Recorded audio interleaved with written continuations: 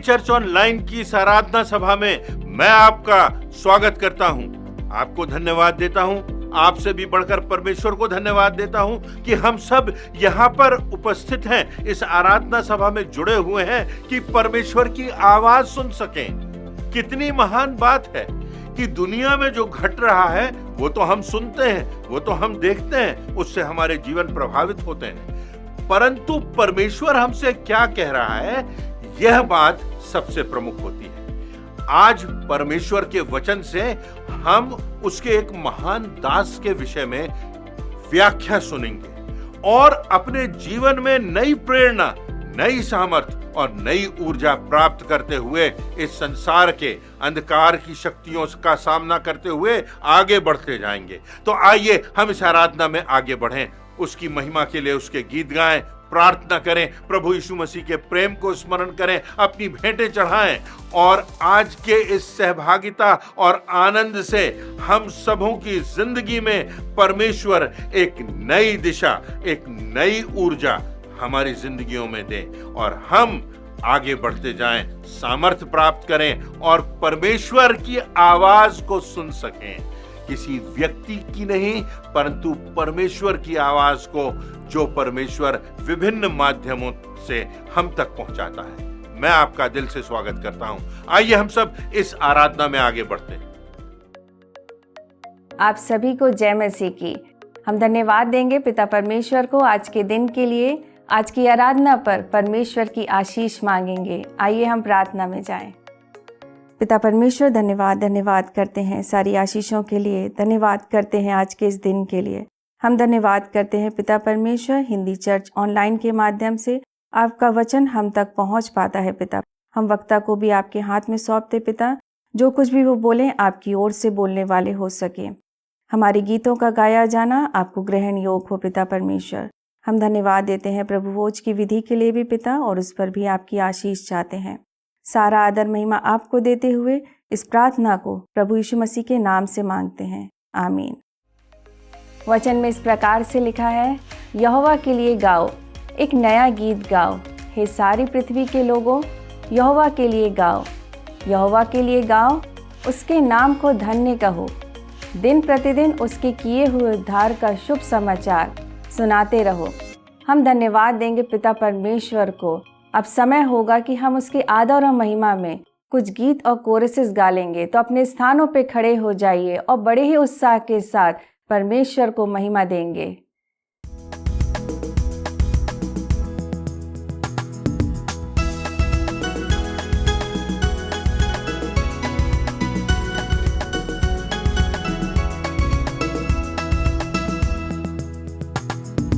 यीशु का हाथ हाथों में लेकर तूफानों में बढ़ता चलूंगा।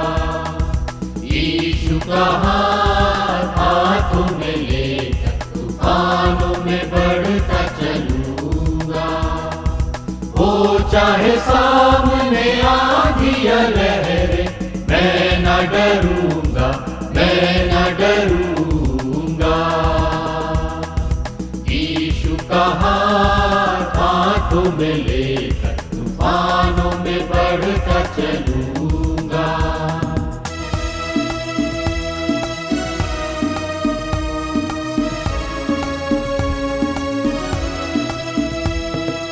मेरे लिए जिसने दी जिंदगानी, मैं उसकी खिदमत सदा करूंगा। मेरे लिए जिसने दी जिंदगानी, मैं उसकी खिदमत सदा करूंगा। कर जाए जा उसके लगन में, मैं न डरूंगा, मैं न डरूंगा। यीशु का हाथ हाथों में लेकर तूफानों में बढ़ता चलूंगा। हो चाहे सामने आंधी या लहरें, मैं न डरूंगा, मैं न डरूंगा। यीशु का हाथ हाथों में लेकर तूफानों में बढ़ता चलूंगा।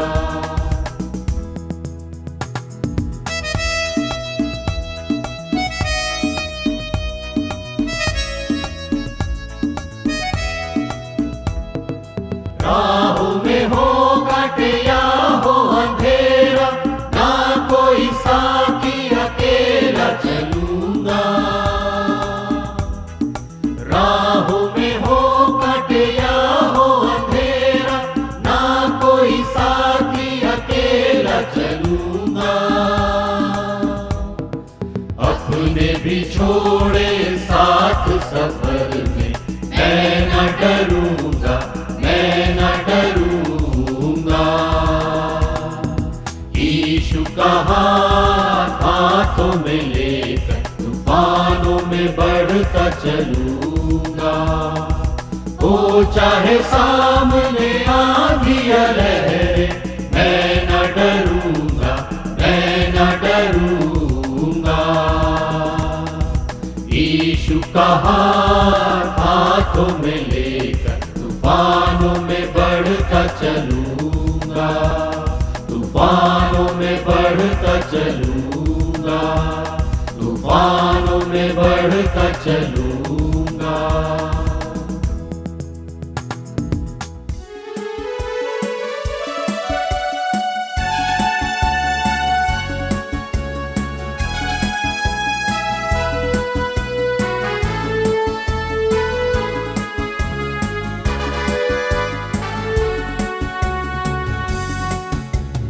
जाने ये कैसा सवेरा है,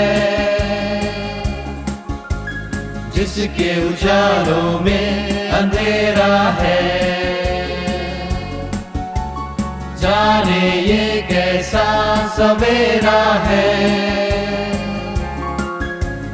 जिसके उजालों में अंधेरा है। आज जिसको तुम समझते हो, वो कफन है ना कि सहरा है। आज जिसको तुम समझते हो, वो कफन है ना कि सहरा है। जाने ये कैसा सवेरा है, जिसके उजालों में अंधेरा है। जाने ये कैसा सवेरा है, जिसके उजालों में अंधेरा है।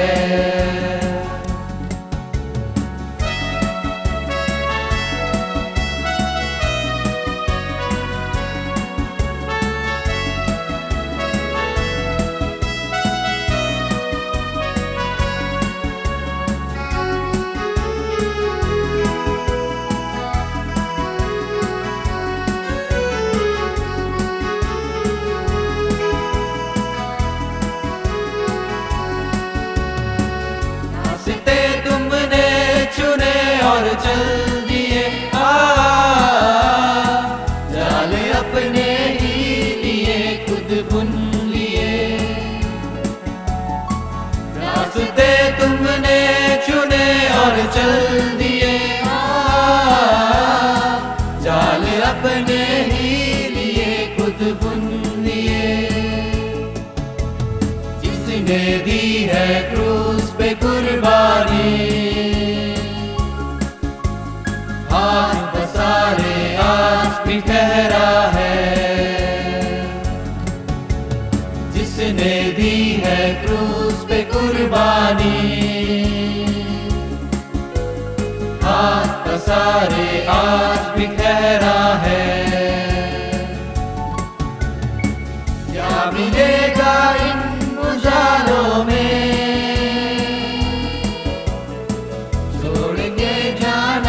बसेरा है। क्या मिलेगा इन उजालों में, छोड़ के जाना बसेरा है। जाने ये कैसा सवेरा है, जिसके उजालों में अंधेरा है। जाने ये कैसा सवेरा है, जिसके उजालों में अंधेरा है। परमेश्वर के वचन में एक बहुत प्रमुख भविष्यवक्ता का वर्णन है जिसका नाम एलिया है। उसने बहुत बड़े बड़े कार्य किए थे, परमेश्वर ने उसको बहुतायत से इस्तेमाल किया था। परमेश्वर के महान कार्य उसके माध्यम से हुए थे, गिलगाल में, बेतेल में, यरीहो में, यरदन के किनारे। परंतु एलिय्याह के जीवन की एक प्रमुख घटना है, जो संभवतः उसके जीवन की सबसे बड़ी घटना है, कि वह मृत्यु से होकर के नहीं गुजरा। दूसरे राजा की पुस्तक के दूसरे अध्याय उसके 9वीं आयत से लेकर 12वीं आयतों में लिखा हुआ है, उनके पार पहुंचने पर एलिय्याह ने एलीशा से कहा, इससे पहले कि मैं तेरे पास से उठा लिया जाऊं, जो कुछ तू चाहे कि मैं तेरे लिए करूं वह मांग। एलीशा ने कहा, तुझ में जो आत्मा है उसका दूना भाग मुझे मिल जाए। एलिय्याह ने कहा, तूने कठिन बात मांगी है, तो अभी यदि तू मुझे उठा लिए जाने के बाद देखने पाए तो तेरे लिए ऐसा ही होगा, नहीं तो ना होगा। वे चलते चलते बातें कर रहे थे कि अचानक एक अग्निमय रथ और अग्निमय घोड़ों ने उनको अलग अलग किया और एलिय्याह बवंडर से होकर स्वर्ग पर चढ़ गया। तो परमेश्वर के वचन में, पुराने नियम में, दो व्यक्तियों का संदर्भ मिलता है जो उठा लिए गए, जो मृत्यु से होकर नहीं गुजरे, एक हनोक और दूसरा एलिय्याह। एलीशा, जो एलिय्याह का चेला था, वह इस दृश्य को देखने पाता है। एलिय्याह को मालूम है कि उसका अंतिम समय निकट है, वह अपनी संसार की यात्रा समाप्त करे और परमेश्वर के पास चला जाए। तो एलीशा, जो उसके साथ साथ था, उसने एलीशा से कहा कि तू गिलगाल में ठहर जा, मैं अकेला आगे बढ़ जाता हूं। एलिय्याह अकेला जाना चाहता था, पर एलीशा ने कहा, मैं तुझे नहीं छोड़ूंगा, और वह उसके साथ चल दिया। एलीशा एलिय्याह के साथ साथ गिलगाल को जाता है और फिर बेतेल को, फिर यरीहो होते हुए वो यरदन के किनारे तक आते हैं। और फिर एलिय्याह ने अपनी चादर निकाली, उसे मड़ोड़ कर जल पर मारा और जल दो भागों में विभाजित हो गया और दोनों पार हो गए। फिर एलिय्याह ने एलीशा से पूछा, मेरे जाने के पहले मैं तेरे लिए क्या कर सकता हूं? एलीशा ने कहा, तुझ में जो आत्मा है उसका दूना भाग मुझे प्राप्त हो जाए। 11वीं आयत यहां पर प्रमुख है, जहां पर लिखा हुआ है, दूसरा राजा उसके दूसरे अध्याय की 11वीं आयत में, वे चलते चलते बातें ही कर रहे थे कि अचानक एक अग्निमय रथ और अग्निमय घोड़ों ने उनको अलग अलग किया और एलिय्याह बवंडर में होकर स्वर्ग पर चढ़ गया। फिर एलीशा सब देखता रहा और पुकारने लगा, हाय मेरे पिता, हाय मेरे पिता, इस्राएल के रथ और सवारों। इस प्रकार से वो पुकार रहा था। फिर उसी समय उसने एलिय्याह की चादर को जो गिरी थी उठा ली और लौटकर यरदन के तट पर आया और फिर चादर को जल पर मारा और यरदन का जल दो भागों में बंट गया और एलीशा वहां से पार हो गया। एलिय्याह की मृत्यु नहीं हुई, पर वह उठा लिया गया। क्षण भर में यह सब हो गया। एक क्षण वह धरती पर था, दूसरे क्षण वह स्वर्ग पहुंच गया। एक क्षण वह एलीशा के साथ था, दूसरे क्षण वह परमेश्वर के साथ था। एक क्षण वह धरती पर था, दूसरे क्षण बवंडर के साथ वह स्वर्ग धाम को पहुंच गया। क्या आवश्यकता थी कि इस घटना को इतिहास में लिखा जाए? क्या आवश्यकता थी कि एलिय्याह बिना मृत्यु से गुजरे स्वर्ग पर चढ़ जाए? क्या आवश्यकता थी कि परमेश्वर के वचन में इस घटना का उल्लेख किया जाए? निश्चित रूप से परमेश्वर इस घटना से हमें शिक्षा देना चाहता है। इस घटना में किसी विश्वासी के लिए जीवन, मृत्यु और अनंत जीवन से जुड़ी हुई कुछ शिक्षाएं हैं। इन शिक्षाओं पर आज हम नजर डालेंगे। पहली शिक्षा, यह घटना एलिय्याह के विश्वास योग्यता से भरे हुए जीवन का परिणाम थी। यदि एलिय्याह के जीवन को एक शब्द में परिभाषित करना हो तो वो शब्द होगा विश्वास योग्य। मसीह जीवन से जुड़ी जो एक प्रमुख आधारभूत बात है वह है कि परमेश्वर, मेरी इच्छा है कि चाहे मैं तेरी आज्ञाओं को, चाहे मैं तेरी योजनाओं को समझूं या ना समझूं, पर मैं उस स्थिति में भी तुझ पर विश्वास रख सकूं। मेरी इच्छा नहीं परंतु तेरी इच्छा पूरी हो। यदि एलिय्याह के जीवन की कुछ घटनाओं को देखें तो पता चलता है कि कैसी कैसी परिस्थितियों से भी उसका विश्वास परमेश्वर पर बना रहा। परमेश्वर ने एलिय्याह से कहा कि आहाब राजा के पास जा और उससे कह दे, तेरे देश में सृष्टिकर्ता की उपासना करने वाले झूठे उपासकों के कारण अकाल पड़ने वाला है। उसने विश्वास से वैसा ही किया जो होने वाला था और इसीलिए उसको भविष्यद्वक्ता कहा गया। फिर दूसरी घटना में 2 वर्षों से अधिक समय तक एलिय्याह करीत के नाले के पास छिपा रहा। हर दिन वो परमेश्वर के दिशा निर्देश का इंतजार करता था कि क्या परमेश्वर चाहता है, क्या परमेश्वर की योजना है, परमेश्वर कब उसे पुकारेगा, परमेश्वर कब उसे निर्देश देगा। और तब लिखा हुआ है कि इतने समय के बाद यहां तक कि वो नाला सूख गया पर कौवों ने उसे रोटी खिलाई। परमेश्वर के निर्देश की प्रतीक्षा में 2 वर्ष बिता दिए एलिय्याह ने। अपनी इच्छा नहीं लेकिन परमेश्वर की इच्छा, अपनी मनमानी नहीं परंतु परमेश्वर का निर्देश। यह विश्वास योग्यता की परख होती है। एक और बात, फिर परमेश्वर की ओर से उसे निर्देश मिलता है उसके बाद कि सारपत नगर को जा और वहां जाकर एक गरीब विधवा से भोजन मांग करके भोजन कर ले। यह संदर्भ पहला राजा उसके 17वें अध्याय में पाया जाता है और लिखा हुआ है, जब वह वहां जाता है तो विधवा का पुत्र मर जाता है। एलिय्याह की प्रार्थना से वह जवान जो मर गया था पुनर्जीवित हो जाता है। अब घर में भोजन भी नहीं, विधवा का पुत्र है, ना घड़े का मैदा है, ना कुप्पी का तेल है, थोड़ा थोड़ा बचा है। फिर जब यह आश्चर्य कर्म होता है, वो नौजवान जीवित हो जाता है, तब एलिय्याह माता से कहता है मुझे भोजन करना है। और तब जो कुछ बचा था उससे वह माता एलिय्याह को भोजन करा देती है। परमेश्वर की योजना पूरी होती है। आज्ञाकारिता का यहां पर चित्र हमें दिखाई देता है और उसके कारण लिखा हुआ है, उस विधवा के घर में जो घड़ा था उसमें रखा हुआ मैदा और उसकी कुप्पी में रखा हुआ तेल कभी घटता ही नहीं। यह परमेश्वर का महान आश्चर्य कर्म एलिय्याह के माध्यम से होता है। एक और बात जो परमेश्वर के वचन में मिलती है, जहां पर लिखा हुआ है कि परमेश्वर एलिय्याह से झूठे और भ्रष्ट 450 उपासकों को, जो झूठे शिक्षक थे, जो लोगों को भ्रमित करते थे, ऐसे 450 लोगों को एलिय्याह चुनौती देता है। और एक तरफ 450 लोग हैं, एक तरफ एलिय्याह अकेला खड़ा है। और जब चुनौती देता है और वो झूठे तथाकथित उपासक प्रयास करते हैं कि परमेश्वर का आश्चर्य कर्म हो, तो होता ही नहीं।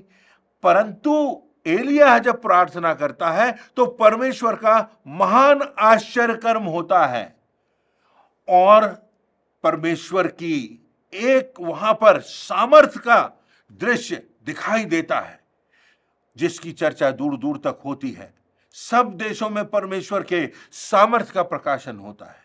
अब एलिय्याह की इतनी बड़ी विजय हो गई कि वो झूठे 450 लोगों को परास्त करता है, एक अकेला व्यक्ति, क्योंकि परमेश्वर उसके साथ है और वो परमेश्वर के प्रति विश्वास योग्य है।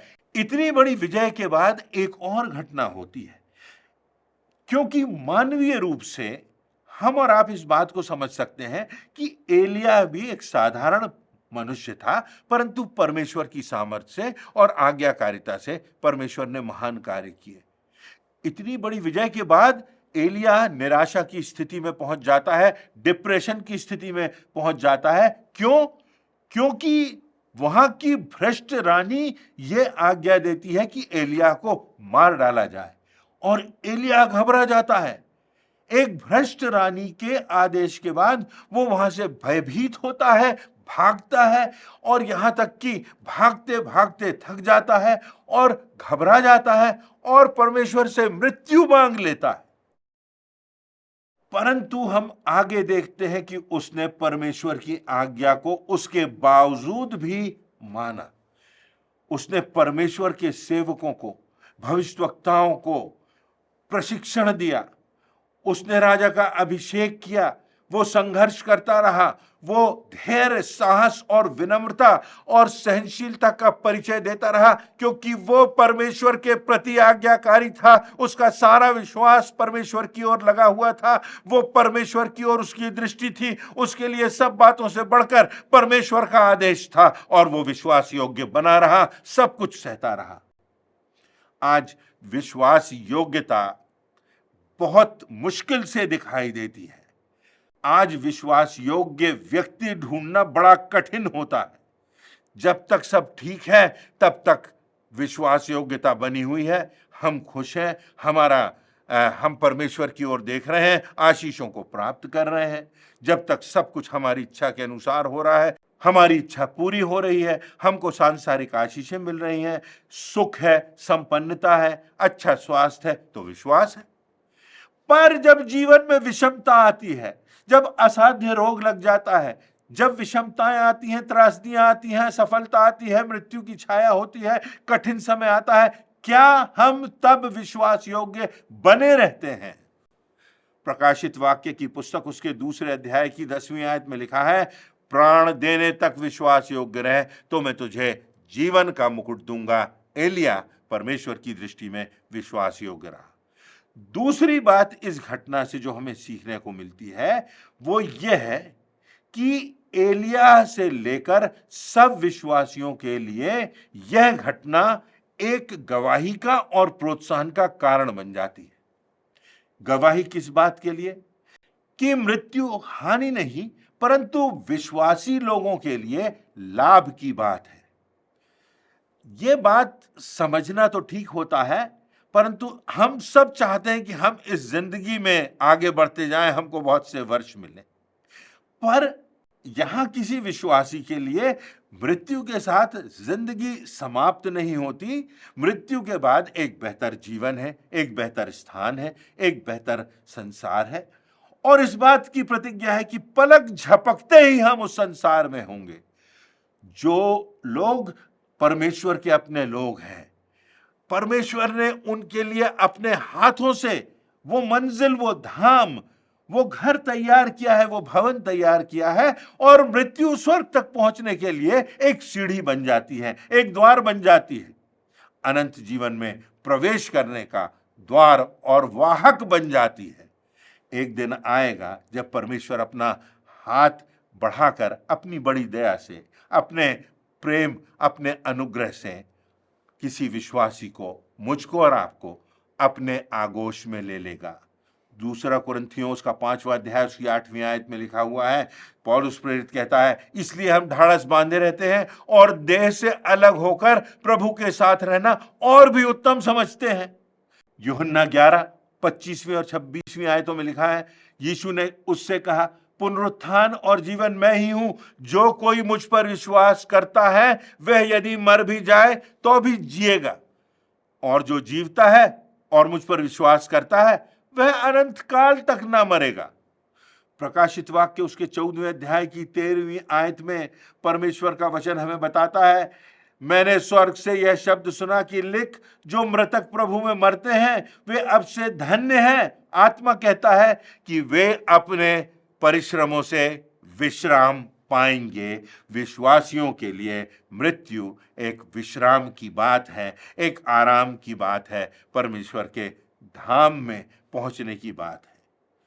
2 कुरिन्थियों उसके 5वें अध्याय की पहली आयत में पौलुस प्रेरित लिखता है, जिसने वास्तव में स्वर्ग का दर्शन किया था, परमेश्वर ने उसको ये सुअवसर दिया था, आशीष दी थी कि वो स्वर्ग का दर्शन कर सके, और इसलिए वो कहता है क्योंकि हम जानते हैं कि हमारा पृथ्वी पर का डेरा सरीखा घर गिराया जाएगा, तब हमें परमेश्वर की ओर से स्वर्ग पर एक ऐसा भवन मिलेगा जो हाथों से बनाया हुआ घर नहीं परंतु चिरस्थायी है। भवन मिलेगा जो हमेशा के लिए है। सभोपदेशक की पुस्तक के 7वें अध्याय की पहली आयत में लिखा है, अच्छा नाम अनमोल इत्र से और मृत्यु का दिन जन्म के दिन से उत्तम है। एलिया उठा लिया गया, एलीशा उसके कार्य को आगे बढ़ाता गया, मूसा चला गया, यहोशू उसके कार्य को आगे बढ़ाता गया। व्यक्ति आता है, व्यक्ति चला जाता है, परंतु परमेश्वर का कार्य सदा बना रहता है। उसका राज्य बढ़ता जाता है, उसका कार्य फैलता जाता है। व्यक्ति माता के गर्भ से जन्म लेता है, परमेश्वर उसे सृजता है और उसे जिंदगी देता है, और जब व्यक्ति का समय पूरा होता है तो वह उसे अपने पास बुला लेता है और कहता है, हे अच्छे, सच्चे और विश्वास योग्य दास। क्या हम विश्वास योग्य दास हैं? क्या हमारा जीवन परमेश्वर के वचन के अनुरूप है? क्या हम प्रभु यीशु मसीह की शिक्षाओं के अनुसार अपने जीवन में आगे बढ़ते हैं? क्या हमारे जीवन में वो ज्योति दिखाई देती है? क्या हमारे जीवन में, इस जिंदगी में, हम दूसरों के लिए आशीष का कारण है? तो एलिय्याह की ये घटना हमको सिखाती है कि विश्वासी के लिए मृत्यु एक आशीष की बात है। तीसरी बात हम देखेंगे कि इस घटना से हमें यह शिक्षा मिलती है कि हमें अपना ध्यान बड़े चित्र की ओर लगाना है, अनंत की ओर लगाना है। इस घटना में एलीशा ने देखा होगा, वो आश्चर्य से भर गया होगा जब उसने एलिय्याह को बवंडर के साथ ऊपर उठा लिया जाता देखा होगा। पौलुस ने जब स्वर्ग का दर्शन हुआ, वो अचंभित रह गया। उसने देखा होगा उन बातों को जो मनुष्य के चित्त में नहीं चढ़ती, जो मनुष्य की समझ से परे है, जो परमेश्वर ने अपने विश्वास करने वालों के लिए बनाई है। यूहन्ना ने स्वर्ग का दर्शन किया और उसने उसकी महिमा को देखा। यहां इस जीवन के बाद या अनंत जीवन है या अनंत मृत्यु है। जो विश्वासी व्यक्ति है उसे अनंत जीवन प्राप्त होगा। हमारे जीवन की नियति मृत्यु नहीं, अनंत जीवन है।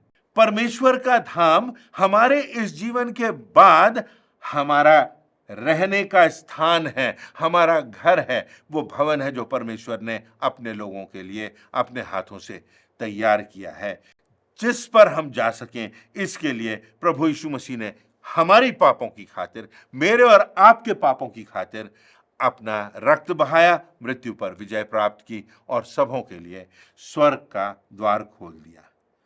हम कहाँ जाएंगे मृत्यु के बाद? जहां परमेश्वर का धाम है, जहां स्वयं परमेश्वर है, जहां हमारे प्रिय है, जहां ना कोई धूप, ना तपन, ना पीड़ा, ना आंसू, ना विछोह, ना शोक, ना अकाल, ना अंत, कुछ भी नहीं है। हमारा ध्यान कहां है?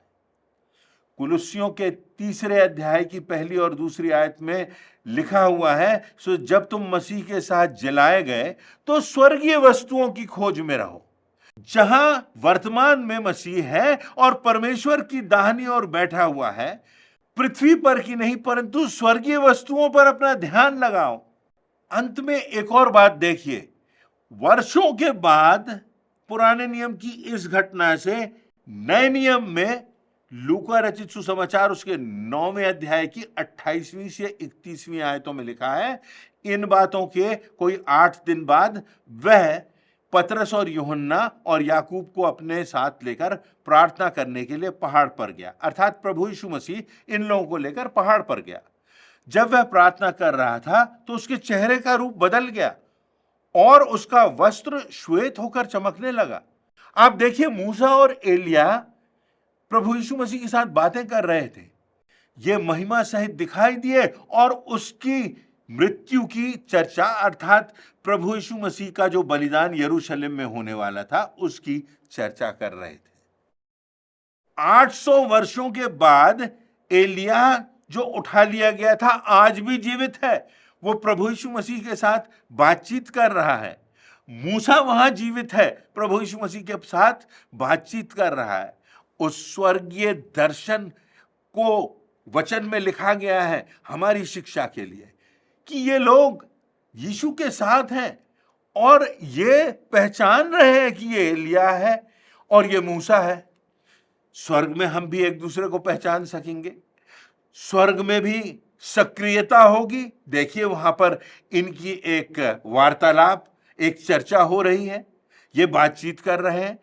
इसे रूपांतरण के पर्वत का दृश्य कहा गया है और यह बहुत प्रमुख घटना है बाइबल में प्रभु यीशु मसीह के जीवन से जुड़ी हुई, जहां पर पतरस याकूब, यूहन्ना देख रहे हैं, प्रभु यीशु मसीह को देख रहे हैं, एलिया को देख रहे हैं, मूसा को देख रहे हैं, और चर्चा हो रही है प्रभु यीशु मसीह के बलिदान की।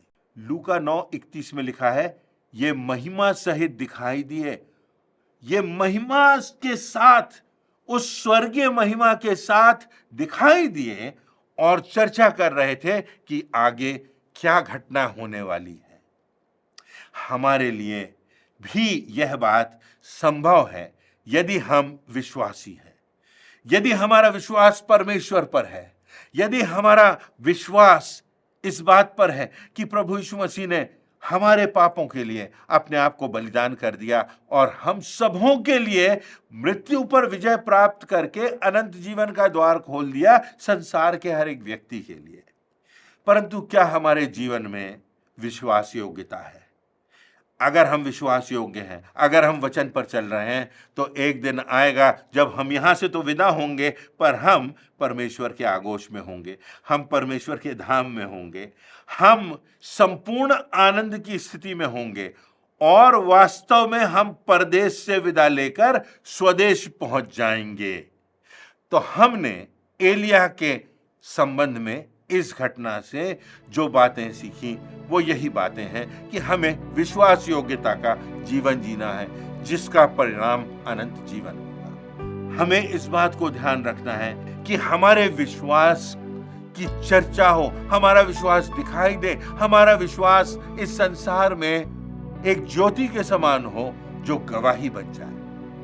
यह घटना हमें यह भी चिताती है कि हम अपना ध्यान अनंत की ओर लगाएं, मृत्यु से ना डरें, और ये जानें कि हमारा धाम परमेश्वर का धाम है, हमारा अनंत जीवन है, और हम उस धाम की बाट जोहते रहें। परमेश्वर की ओर देखें, अपनी आंखें परमेश्वर की ओर लगाएं। परमेश्वर इन बातों से हमको शांति दे, दृढ़ता दे, सामर्थ्य दे, और हमको इस जीवन में अपने दिन गिनने की समझ दे कि हम इस संसार में कुछ समय के लिए हैं, और यहाँ कुछ समय रहते हुए हम इस प्रकार का विश्वास योग्यता का जीवन जिएं कि हम अनंत जीवन पाएं, परमेश्वर के धाम में प्रवेश कर सकें। इन बातों से परमेश्वर आपको आशीष देवे, यही मेरी प्रार्थना है। आज के आशीषित एवं प्रेरणादायक वचन के लिए हम प्रभु के सेवक को धन्यवाद देते हैं। परमेश्वर का अनुग्रह उनके ऊपर बना रहे, और आज का यह वचन हमारे पांव के लिए दीपक और मार्ग के लिए उजियाला ठहरे। अब समय है कि हम प्रभु की ब्यारी में सम्मिलित हों। हम परमेश्वर के महानतम बलिदान, उसके पुत्र प्रभु यीशु मसीह को स्मरण करेंगे। प्रभु भोज में सम्मिलित होने से पहले हम अपने मनों को तैयार करें इस गीत के द्वारा।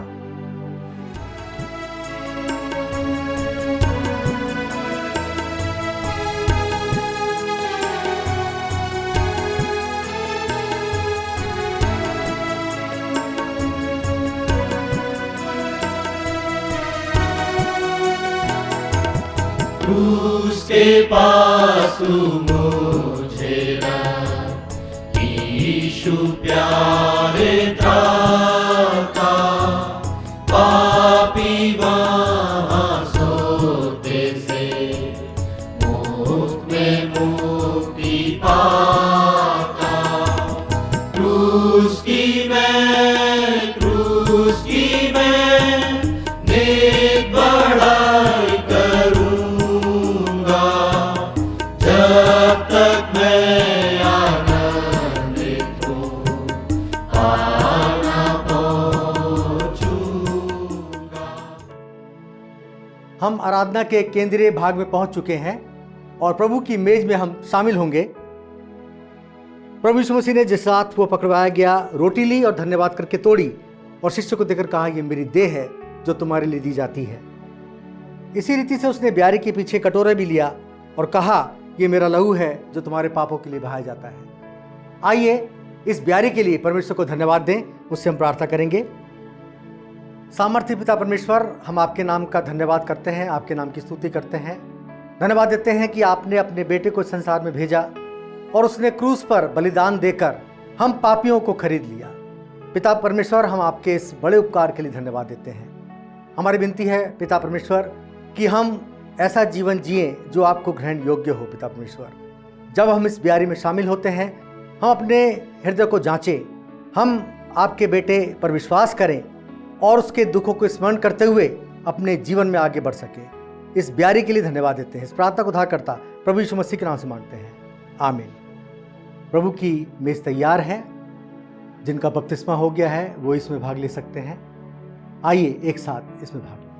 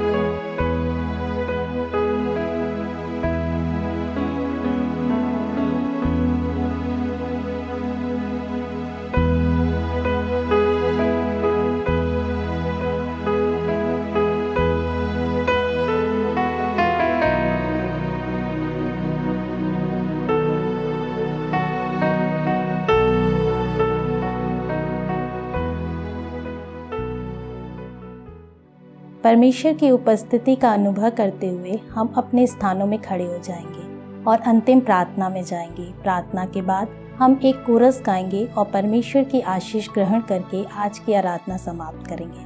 आइए हम प्रार्थना करें। पिता, आज की आशीषित आराधना के लिए हम तेरा हृदय से धन्यवाद देते हैं। हमारे जीवनों में जो भी बातें तेरे वचन, महिमा और गवाही के विरोध में हैं, वो सब बातें तेरे वचन के सामर्थ्य और प्रेरणा से दूर हो सके और हम अपने जीवन को संपूर्णता से तेरे हाथों में समर्पित कर सके। हमें अपने हाथों के उपयोगी उपकरण व फलदायी दास बना, क्योंकि हम अपनी इस विनती को तेरे ही इकलौते बेटे प्रभु यीशु मसीह के नाम से मांगते हैं, आमीन। पवित्र आत्मा, पवित्र आत्मा, मुझे ले चल मसीह के चरणों में। पवित्र आत्मा, पवित्र आत्मा, पवित्र आत्मा, मुझे ले चल मसीह के चरणों में। पवित्र आत्मा, सिर्फ तेरे लिए, यीशु तेरे लिए, सिर्फ तेरे लिए, यीशु तेरे लिए, सिर्फ तेरे लिए, यीशु तेरे लिए, मैं हाथ उठाता हूँ। पवित्र आत्मा, पवित्र आत्मा, मुझे ले चल मसीह के चरणों में। पवित्र आत्मा।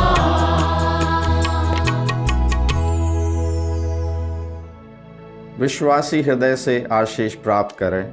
अब हमारे परमेश्वर पिता का प्रेम, प्रभु यीशु मसीह का अनुग्रह, पवित्र आत्मा की सहभागिता और शांति हम में से हर एक के साथ, समस्त विश्वासियों के साथ अब से लेकर अनंत तक बनी रहे, आमीन।